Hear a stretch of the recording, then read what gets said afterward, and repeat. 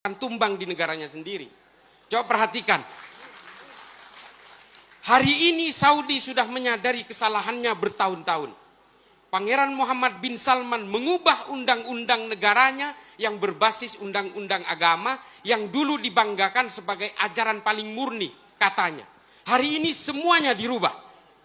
Perempuan Arab Saudi hari ini sudah boleh nyetir mobil, sudah bisa jadi supir Grab, ke luar negeri sudah bisa tanpa mahram, ke mall juga sudah tidak dipisah antara laki-laki dan perempuan, dan pakai hijab sudah tidak wajib lagi di Saudi, kecuali di Haramain. Apakah dia mengubah hukum agamanya? Tidak, dia mengubah tafsir-tafsir agamanya. Ini dikatakan oleh Muhammad bin Salman di dalam salah satu saluran TV namanya Frontline. Muhammad bin Salman hari ini memenjarakan ulama-ulama Wahabi.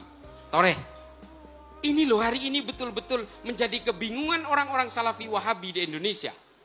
Mereka ingin menjadikan Indonesia seperti Saudi zaman dulu. Saudi ingin berubah seperti Indonesia hari ini.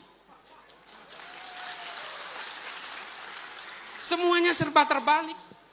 Dan inilah ideologi. Bapak Ibu sekalian, agama itu bukan ideologi, tapi tafsirnya ideologis. Harus kita akui itu. Mufassir membuat produk-produk tafsir sesuai zamannya, sesuai situasi yang dihadapinya. Kalau mufassir itu hidup pada zaman keterpurukan politik, maka produk tafsirnya tentang keberdayaan-keberdayaan politik. Contohnya, Ibnu Taimiyah membuat ajaran al-wala wal-bara karena Ibnu Taimiyah hidup pada zaman keterpurukan politik Islam. Setelah Bani Abbasiyah diserbu bangsa Mongol lalu runtuh pada tahun 1258, disitulah Ibnu Taimiyah hidup. Dan kemudian masa perang salib, ketika orang-orang Eropa berusaha menguasai Yerusalem dan melakukan peperangan-peperangan dalam perjalanannya menuju Yerusalem di tanah Arab.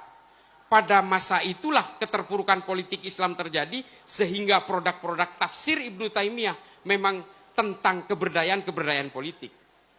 Menabih ahli-ahli tafsir penikah odi neng zaman perang, produk tafsir pasti tentang perang. Kalau mufassir itu hidup pada zaman kemakmuran, produk tafsirnya pasti tentang kemakmuran. Ini contoh nih, menabi, kok saya bahasa Indonesia terus ini? Bahasa Madura terus.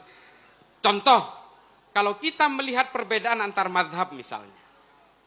Ada yang menganggap bahwa air liur anjing itu bukan najis mughalladah misalnya. Ada yang menganggap hanya najis biasa.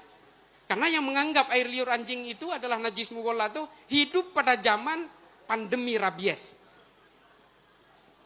Dan orang yang meringankan, mazhab ulama-ulama yang meringankan air liur anjing itu adalah ketika masa pandemi itu sudah selesai.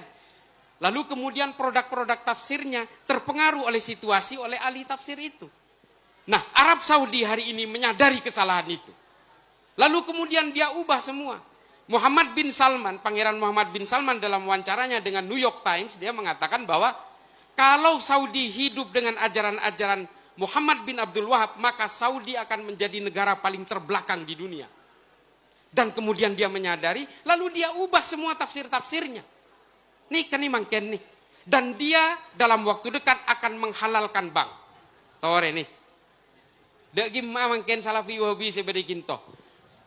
Yang ada di Indonesia hari ini, kelompok Salafi Wahabi selalu mengatakan ajarannya yang paling orisinil, paling otentik dengan ajaran Nabi. Nabi tidak pernah mengkafir-kafirkan saudara seimannya. Tapi dia dengan gampangnya mengkafirkan saudara seiman. Lalu dia mengaku bahwa itu adalah ajaran yang paling orisinil. Logikanya di mana? Nabi ketika hijrah ke Madinah, dia mendamaikan orang yang sedang berkonflik. Suku Aus dan Khazraj yang sudah berkonflik selama puluhan tahun oleh Nabi didamaikan. Orang-orang Kristen dan orang Yahudi yang sebelumnya berkonflik untuk berebut pemungut pajak bagi kerajaan Persia, lalu kemudian oleh Nabi didamaikan. Orang-orang pendatang dan orang pribumi oleh Nabi didamaikan, yang kemudian tertuang dalam piagam Madinah. Nabi dikenal sebagai tokoh paling moderat pada zamannya. Lalu sekarang ada orang yang mengaku ajarannya paling orisinil, paling otentik dengan ajaran Nabi, tapi selalu mengkafir-kafirkan orang Nahdien. Coba. Padahal ajaran itu dirumuskan oleh ulama-ulama Saudi pada saat itu hanya